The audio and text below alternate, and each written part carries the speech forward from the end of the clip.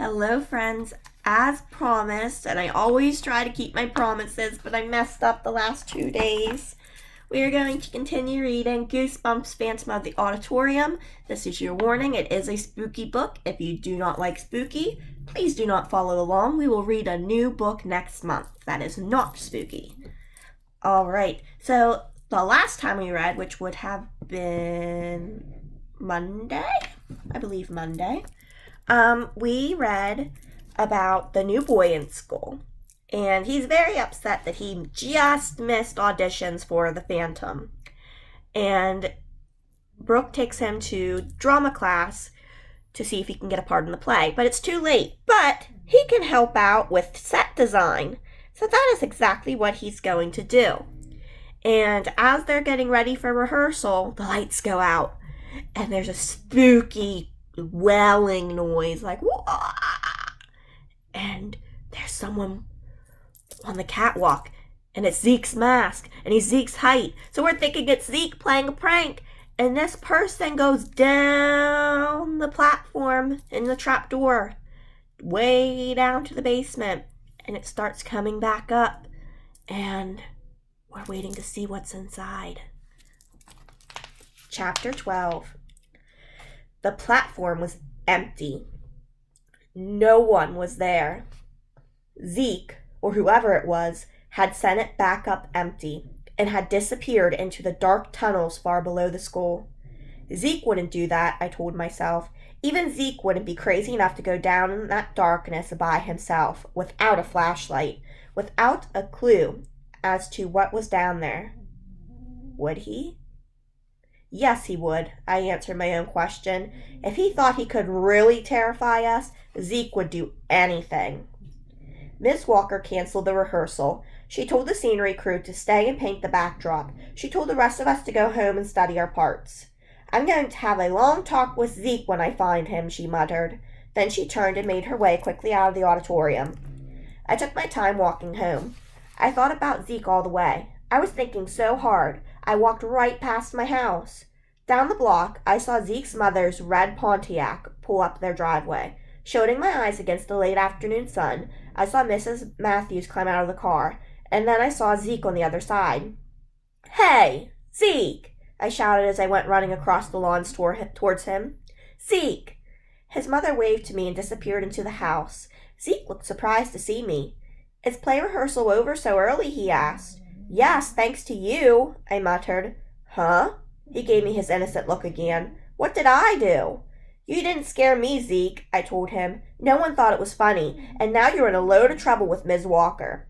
He narrowed his eyes and scrunched up his face, pretending not to understand. "What are you talking about, Brooke? How can I be in trouble? I wasn't even there." "You were there long enough," I told him. He shook his head. His freckles seemed to grow darker. His blonde hair fluttered in the wind. "No, I wasn't," he said quietly. "I told Miss Walker I wouldn't be there. I told her this morning that I had to miss rehearsal." "So you could get into your mask and cape and come flying down from the catwalk?" I demanded suspiciously. "No, I told her I had a dentist appointment." I gaped at him in shock. Gape means like... My mouth dropped open. "What's your problem, Brooke?" he demanded. "It was only a checkup." You really weren't at school?" I stammered. He shook his head. "No way." "Then who was the Phantom?" I asked in a tiny voice. A strange smile spread over Zeke's face. "It was you," I cried angrily. "You did your Phantom act, and then you went to your dentist appointment. Didn't you, Zeke? Didn't you?" He only laughed. He wouldn't answer. After school the next afternoon, I walked with Brian to the auditorium. He looked cute in a black vest over a plain white t-shirt and faded jeans. "How are you doing with Tina?" I asked. "Okay, I guess," Brian replied. "She's a little bossy, but she's letting me design the backdrop pretty much on my own."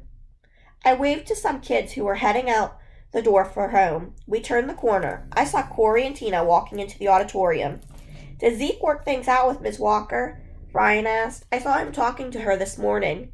"I guess," I replied. "She's letting Zeke stay in the play for now." "Do you think it was Zeke who pulled that stunt yesterday?" Brian asked. I nodded. "Yes, I do. Zeke likes scaring people. He's been doing it since we were little. I think Zeke is trying to scare us. He's trying to make us think there's a real phantom in the school. I smiled at Brian. But I don't scare so easy, I declared. Soon after rehearsal started, Miss Walker called Zeke and me on stage. She said she wanted to talk us through one of our scenes together. She wanted to show us where we should stand when we said our lines. She called it blocking. She also asked Tina Powell and Robert Hernandez, Zeke's understudy, to come up on stage. Miss Walker said they should know all the blocking too, just in case. Just in case? I thought. Then I remembered Tina's warning. In case you get sick or something on the night of the play, I get to play your part. Well, Tina, I hate to disappoint you, I muttered to myself, but I plan to be perfectly fine. So have fun painting your scenery. It's the only time you'll be on stage. That's not very nice. I know, that's kind of mean, but Tina deserved it. No. Miss Walker showed Zeke where to stand. I stood off to the side of the stage with Tina, waiting for my cue to go on. I guess Miss Walker and Zeke worked things out, Tina said. I heard him this morning telling her he was at the dentist's, so he couldn't be the one to swing down from the ceiling. I started to tell Tina to be quiet so I could hear my cue, but I was too late. I already heard Miss Walker calling my name. Brooke Rogers, she sounded angry. What's going on over there? You're supposed to be on stage. Thanks a bunch, Tina, I muttered under my breath. I ran out onto the stage. Glancing back, I could see Tina laughing to herself. I couldn't believe it. Tina had made me miss my cue on purpose. On stage, I didn't know where I was supposed to stand. I didn't even know what page of the script we were on. What was my next line? I couldn't remember. In a panic, I stared out at the kids in the auditorium seats. They all stared back at me, waiting for me to speak. I opened my mouth, but nothing came out. The line is somebody down there? Tina yelled loudly from off stage. Oh, wow, I thought unhappily. Tina will do anything to show me up. She's just hoping Miss Walker will kick me out of the play. I felt so angry my head was spinning. I couldn't think straight. I repeated the line, then took a deep breath to calm down. Zeke had the next line. He was supposed to appear on stage and scare Esmeralda. But Zeke wasn't on stage. He wasn't anywhere in sight. I peered out into the auditorium. Miss Walker stood at the foot of the stage. She had her hands on her waist. She tapped one toe impatiently on the hard floor. The auditorium grew silent, except for that tap. Tap, tap, tap, tap, tap. Miss Walker seemed to be very annoyed. Where is Zeke? She asked wearily. What is he doing now? He's going to come flying down from the catwalk in full costume or something? I should have guessed what Zeke was up to. But it didn't dawn on me until I heard a familiar noise, the loud clanking, followed by the hum, the trapdoor platform. It was rising. I sighed. Here comes Zeke, I told Miss Walker, and a second later, Zeke's blue-green masked head appeared. I stepped back and watched him rise from down below. It looked awesome, really dramatic. Slowly he appeared, rising up over the stage floor. He reached the top and just stood there for a long moment, staring out at the auditorium as if posing for a picture. He was in full costume, his mask, a black cape down to his ankles, black shirt and pants. What a ham, I thought. He really loves having everyone stare at him and think he's hot stuff. And then he stepped toward me, taking quick strides through the mask. He raised his eyes to me. I tried to remember what I was supposed to say next, but before I could utter a sound, he grabbed both my shoulders. He shook them really hard, too hard. Ease up, Zeke, I thought. It's only a rehearsal. Go away, he cried in a furious whisper. I remembered what I was supposed to say. I opened my mouth to speak, but then I froze. I saw someone waving to me from the edge of the stage, waving frantically. It was Zeke. Who's on stage? Chapter 13. I knew I was in major trouble. As Zeke was standing way over there, who was shaking my shoulders, grinning at me through the ugly mask. Help! Somebody, help me! I screamed, struggling to free myself. No, Brooke, Miss Walker called out to me. The line is, help. Help me, Father. She didn't get it. Couldn't she see that there was a real phantom up here trying to shake me to death?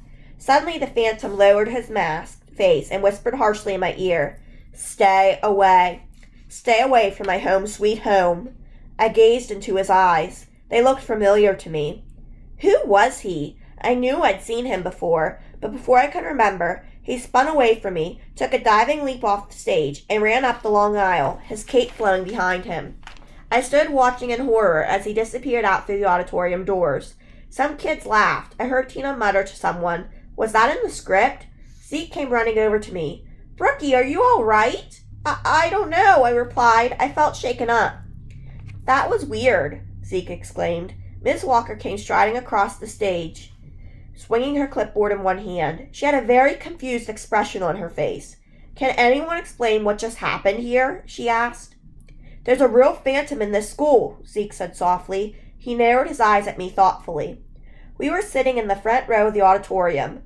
Brian scraped at a smudge of black paint on the back of his hand. I sat between the two boys studying Zeke. The lights had been dimmed. Rehearsal had ended a few minutes before. I could hear a few voices out in the hall. The door had just closed behind Miss Walker. "Why are you staring at me like that?" Zeke demanded. "I'm still wondering if you aren't responsible for everything," I told him bluntly. He rolled his eyes. "Yeah, sure," he muttered. "How could I be in two places at once today, Brooke? Answer me that. That's pretty tricky, even for someone as brilliant and clever as me." I laughed. "It's possible," I replied. "I can't get this paint off," Brian moaned. "Look, I got it on my shirt, too." "Is it washable paint?" Zeke asked. "How should I know?" Brian replied unhappily. "I didn't read the label on the can. Do you read labels on cans?" "Zeke only reads cereal boxes," I joked. "Will you stop kidding around?" Zeke demanded impatiently. "We've got a real phantom in this school, and for some reason he's trying to mess up our play." I was still studying Zeke's face, trying to figure out if he was telling the truth. "I saw you talking to Andy Seltzer this morning before school," I told Zeke. "You could have planned this whole phantom thing with him. You gave Andy the costume, right? You told him what to do. You and Andy planned out the whole thing, right?" Zeke's mouth dropped open. "Huh? Why would I do that?" "To scare me," I replied. "To scare everyone. To make us think there's a real phantom. And then when you get us really scared, you laugh and say, 'Gotcha!' and we all feel like total jerks." A smile crossed Zeke's face. "Wish I'd thought of that," he murmured. "But I'm serious, Brooke. I know you don't believe me, but I didn't plan anything with Andy, and I didn't." Tina hopped down from the stage. I guess she'd been working on scenery behind the curtain. "Are you feeling better, Brooke?" she asked coldly. I turned to her. "Feeling better? I'm okay. What do you mean?"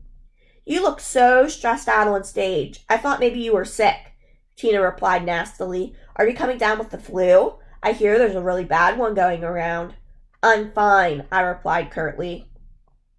"Is this paint washable?" Brian asked Tina. Tina shrugged. "Beats me. Try turpentine." She smiled at Brian. "You're doing a good job on the backdrop." Then she turned back to me and her smile faded. "At least someone is doing a good job on this play."